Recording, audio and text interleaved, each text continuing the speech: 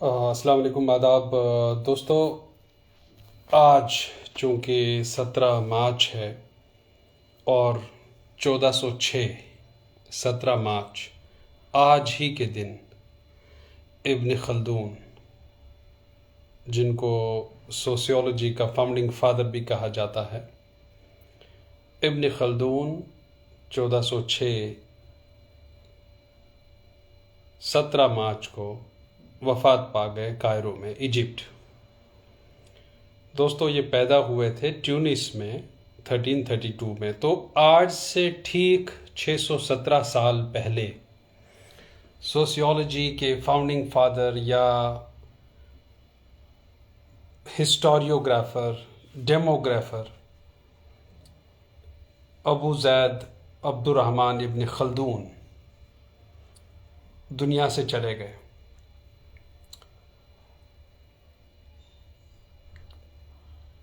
कहने का मतलब ये है कि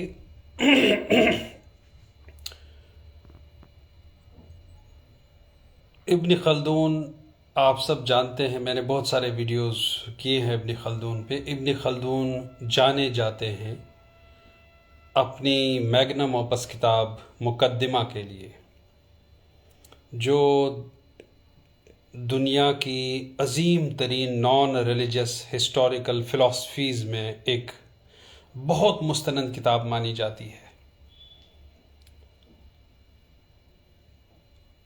मुझे यहाँ पे बहसे थे सोशियोलॉजिस्ट दोस्तों, एक कंपैरिजन करने का मन कर रहा है ऑगस्ट कॉन्ट, जिसे बहुत सारे लोग आप में से ऑगस्ट कॉम्ट कहते हैं, जो फादर ऑफ सोशियोलॉजी कहलाते हैं, जो पैदा हुए 1717 गालिबन 1798 और 1853 में चले गए। 1853 या 58, पूरा मुझे याद नहीं है। मैं ये कहना चाहता हूँ कि जो फादर ऑफ सोशियोलॉजी हैं ऑगस्ट कॉन्ट, जो फ्रेंच सोशियोलॉजिस्ट थे, जिनके कॉन्सेप्ट्स में hierarchy of sciences, altruism, positive philosophy, positivism और रिलीजन ऑफ ह्यूमैनिटी, ऐसे बहुत, लॉ ऑफ 3 स्टेजेस, जिसे अब हम ऑगस्ट कॉन्ट्स चेंज थ्योरी भी कहते हैं, जो उनके कॉन्सेप्ट्स हैं। यहाँ अगर इब्न खल्दून को देखें, जिन्होंने 1406 में वफ़ात पाई और 14th सेंचुरी अरब फ़िलासफ़र थे इब्न खल्दून, तो इब्न खल्दून ने बहुत कुछ तभी कहा था और बहुत सारे सवालों के जवाब तभी दिए थे जो सोशियोलॉजी ने बाद में 18th सेंचुरी में उभारे। वो सवाल 14th सेंचुरी में, 4 सेंचुरीज पहले, इब्न खल्दून उन सारे सवालों का जवाब दे चुके थे दोस्तों। उसमें से मुझे अभी, मैं मुख्तसर ये लाइव कर रहा हूँ, मुझे एक ही सवाल याद आता है। August can't, father of sociology, का मशहूर जो कोट है, वो कल्चर और ट्रेडिशन की अहमियत या इफादियत के हवाले से लिखते हैं। It is the dead who govern the living. ये कौन कहते हैं? ऑगस्ट कॉन्ट कहते हैं। It is the dead who govern the living means जो सोशल स्ट्रक्चर है, जैसे रिलीजन, जैसे बाकी सारे इंस्टीट्यूशंस, वो इंसान को लाइफ में इस तरह बांध के रख देते हैं, रेगुलेट करते हैं, चेक करते हैं, कंट्रोल करते हैं कि वो जिंदा तो है, लेकिन वो इन ही पुराने लोगों के बनाए हुए स्ट्रक्चर में फंसा हुआ है और वो वही फॉलो कर रहा है जो आबाओ अजदाद फॉलो करते आए। तो मरने के बाद भी that means the dead are governing the living.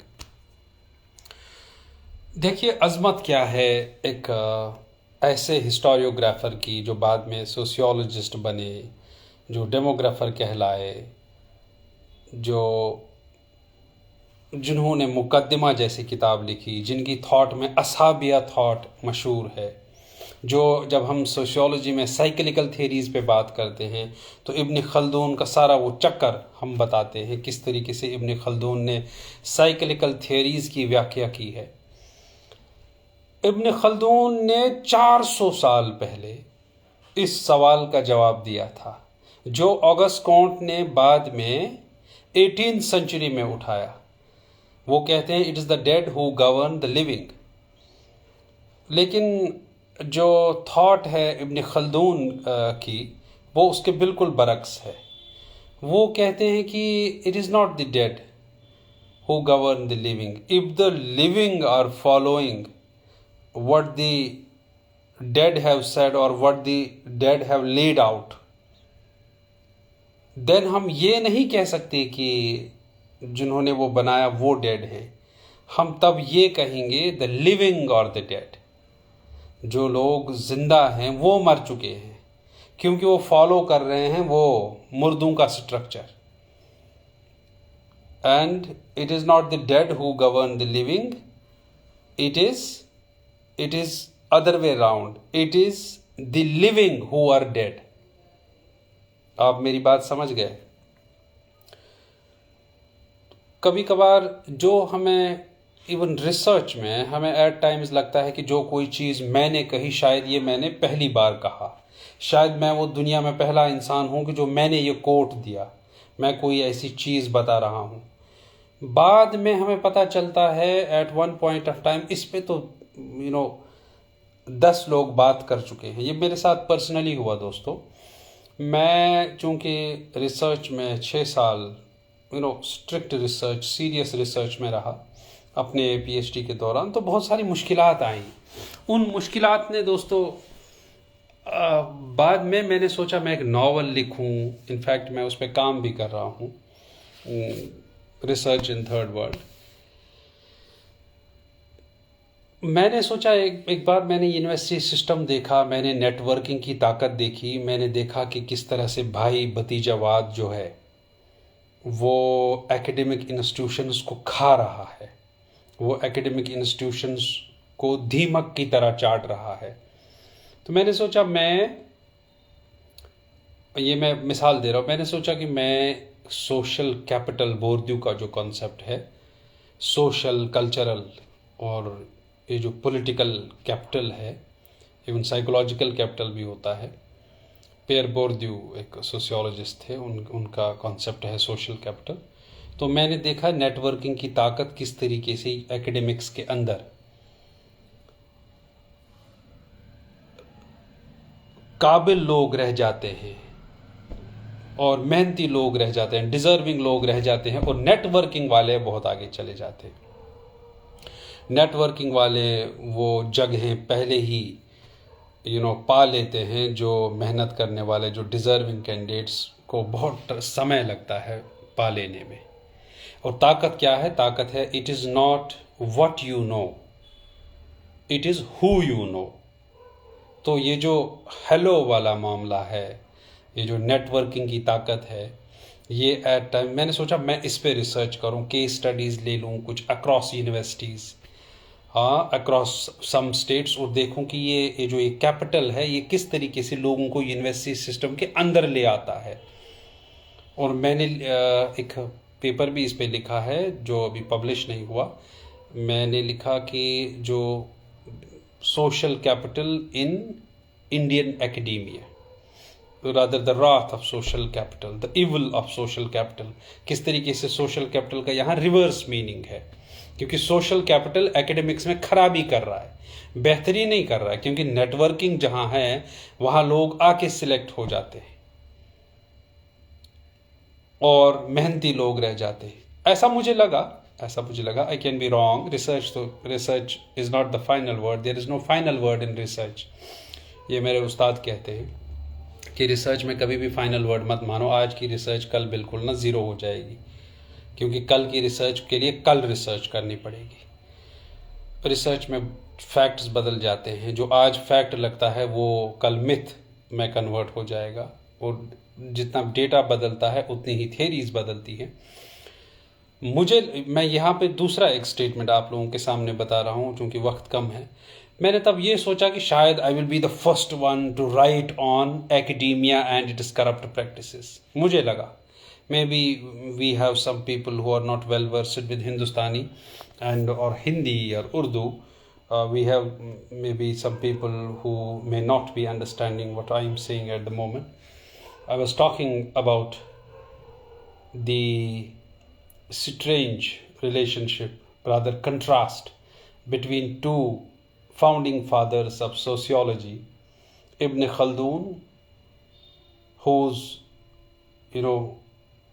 I must say, the 617th death anniversary is celebrated today on 17th March, because Ibn Khaldun died on 17th March 1406, exactly 617 years ago, in Cairo. He was born in Tunis, and Abu Zaid Abdurrahman Ibn Khaldun was a historiographer, he was a sociologist, he was a demographer, and he was a diplomat in many courts of many kings. He was a very, very intellectual person of his times, and he wrote the magnum opus Muqaddimah, and his best quote is that it is not the dead who govern the living. If wherever dead govern the living, it is not that the people are alive. Actually, those who follow the dead are themselves dead. I am not able to repeat the exact words of the quote before you, but the meaning is, when Auguste Comte in 18th century, the father of sociology, said it is the dead who govern the living, he was talking in terms of the social structure and the regulations by us when we live amid the social institutions, when we live within the regulations and boundaries of social institutions. It's Auguste Comte, the French sociologist, who is commonly known as the father of sociology. But before him, 4 centuries before him, Abdurrahman Ibn Khaldun, the founding father of sociology, historiography, demography, had long back refuted this claim, saying that it is not the dead who govern the living. If the living follow the dead, then the living are dead. Those who follow, if they are alive, basically they are not alive, they are dead when they follow the dead. Therefore, what he meant actually, traditions change. Things change over a period of time, and within the span of centuries, things change drastically. And if you are still, caught up with the old archaic practices, then you are not living, you are actually dead. This is what, Ibn Khaldun precisely meant. And it is not the dead who govern the living. What Auguste Comte staunchly believed. That was it was 17th March today. That's why I recalled and I remembered Ibn Khaldun on his death date. He died in Cairo and was born in Tunis. An eminent philosopher of his times who wrote Muqaddimah, the history of the world. The first non-religious, in that era, especially by an Arab scholar. Then I was particularly referring to the capital, social capital, and the academia, how networking works and how people get in within the university system. I thought that I will be the first one to write on this, but when I searched for the material, I was surprised to see that before me, many people across the world, right from America to Greece to China, people had already been writing on the corrupt practices in academia. While I thought it to, invoke Bourdieu and his social capital and write on the social capital and Indian academia, how networking works in the university system and how people get jobs. I wanted to research on this particular theme. But later I realized that it's not me the first one. It is actually people have been working, and this theme has rather already been introduced. What I thought will be my sole contribution, because this is research, this is for the English audience, that I was trying to mention it like that there were so many confusions that got cleared later. Therefore, as a researcher, at times we presume that we are the first to discuss something. Even when we do so, and then when we read, and we read intensively, extensively, we consult the real material, we find that we are not the inventors. It has long been invented already. Therefore, in-depth reading will always help. This was a shorter, talk session to you. Especially, I just remembered that Ibn Khaldun died on 17th March 1406, and this is the best day. Rather, this is night going on right now. It's already 11:30 plus. It is the best time to remember the great Arab philosopher, sociologist, historiographer, demographer, and the one who wrote magnum opus, Muqaddimah, the only one of its kind in the world even today, and still relevant, right from his own country Tunis across West and Asia and Africa. Thank you so much. God bless you all.